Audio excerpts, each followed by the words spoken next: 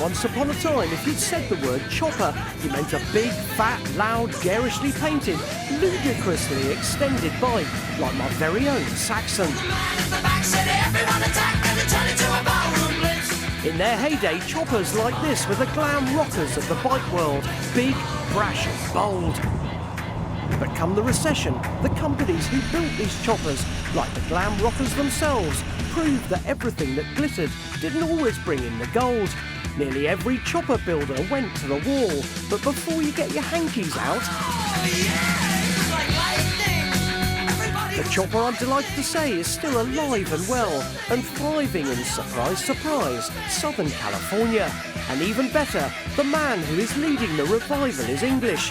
His name is Russell Mitchell, and I've come to meet him at his home in the heart of the Santa Monica Mountains.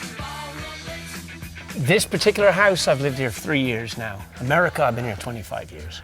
Living the American dream or what? It's stunning. Yeah, no, I gotta say, I've been very, very fortunate, and America's been good to me. Yeah, it could do with a view though, eh? Do you know what I mean? You know, we struggle on, you know, we struggle on. It may not be the Cotswolds, but it's what we've got to work with. It's stunning. In case you're wondering about his accent, Russell hails from Stroud and got to LA via a very unusual route. Used to be a vet, worked in London as a veterinarian. On the side, I did some modelling jobs, and as a result of that, I got mixed up with an agency that tied in with LA Models. They offered me a 6-month visa if I wanted to come over. This was 1990. London was in a massive recession. My mortgage in Tottenham was about 18%.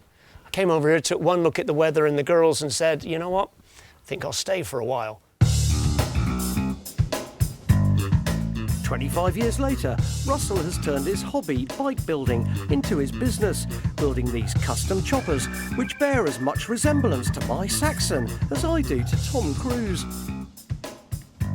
I just really like that minimalist aesthetic, and that's what shone through in my designs, and I think that equates to a sort of timeless, classic style that can endure over a period, whereas that whole brightly colored, overdone, over-exaggerated chop thing, yeah, that was fashion, but fashion comes and fashion goes, and when fashion goes, what you're left with is worthless.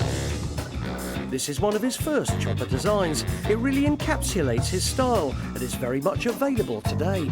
This was cutting edge for me at the time, because I'd never seen anybody do the textured black coating. This was the bike that basically introduced the Scotch-Brite, you know, brushed metal finish. Yeah. I was super proud of it in the day. I'm still super proud of it. Moving more up to date, this high-barred chop is one of his current faves. But this really epitomises the kind of minimalist vibe for you, yeah? I mean, there's nothing going on here. Where's everything gone? Yeah, we're very well known for our super clean handlebars. And as you say, the whole minimalist vibe. This particular bike has a foot clutch and a jockey shift, and then all the switches for your turn signals, horn, high-low, starter are hidden in the underside of this grip. Though Russell still builds bikes from the ground up, a lot of what he does now is more about modifying factory bikes like this Harley Davidson. We are now also focusing on the customization of stock bikes, and I think slowly but surely that's where it's going to go. Isn't that interesting though, because your business is going mainly because of political reasons and the outlawing of frames, etc., or ground up builds, that now really the only thing that people can do is modify a bike in a shed. So consequently, there is the bike shed situation going on, yeah, with the sort of 500-buck wreckers that people are putting an angle grinder to. But there's also the more considered, you might argue, you know, shed builds, which people are buying your parts for.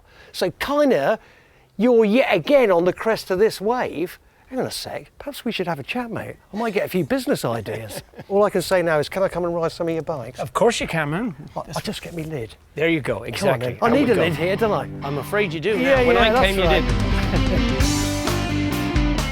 Though I'm not so sure about Russell's haircut, I certainly love his bikes. I'm on his custom version of a Harley Night Train. For my money, it'd be better with a thinner front tyre, but it still handles really well, and I love the understated cool of its paint job. I'd never get rid of me Saxon, we're bonded for life, or swap the Cotswolds for California. But if being an Exile is like riding an Exile chopper, then as my first girlfriend used to say, there are compensations.